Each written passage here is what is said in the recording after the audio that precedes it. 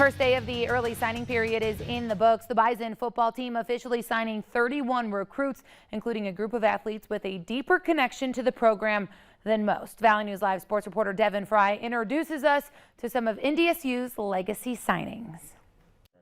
Bison football is a family business for some of the newest members of the herd. 3 of our local talents have deep connections to the Bison, including West Fargo receiver Carson Hagerly.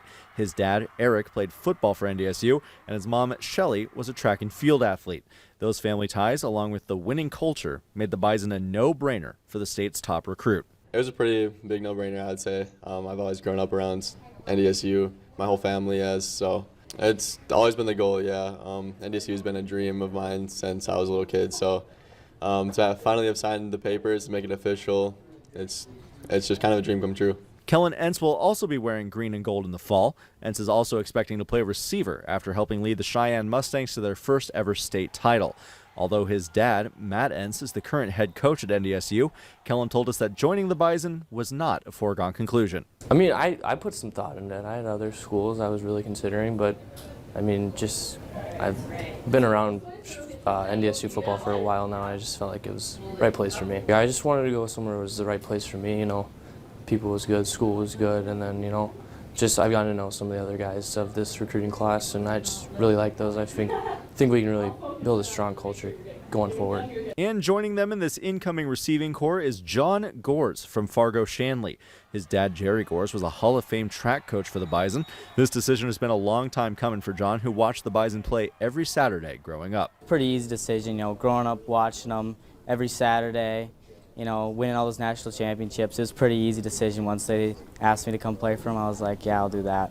My dad, Hall of Fame coach there, and brother goes to college there.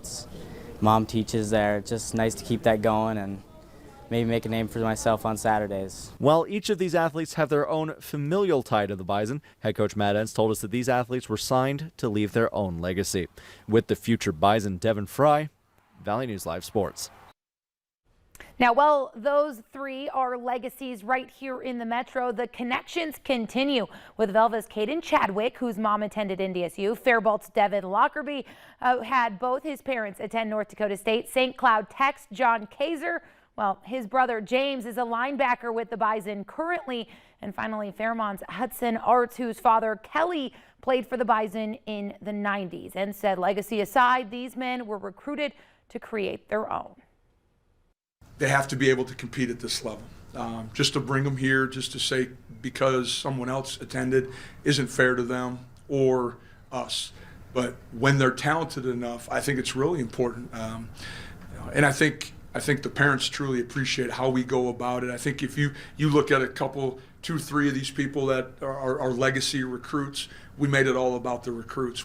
We made it about them, not about the legacy. That's not something we really connect with a whole lot. We want to make it about their experience and their situation. Taking a look at the class as a whole, it includes players from 8 different states, but is highlighted by 13 from Minnesota and 7 from North Dakota.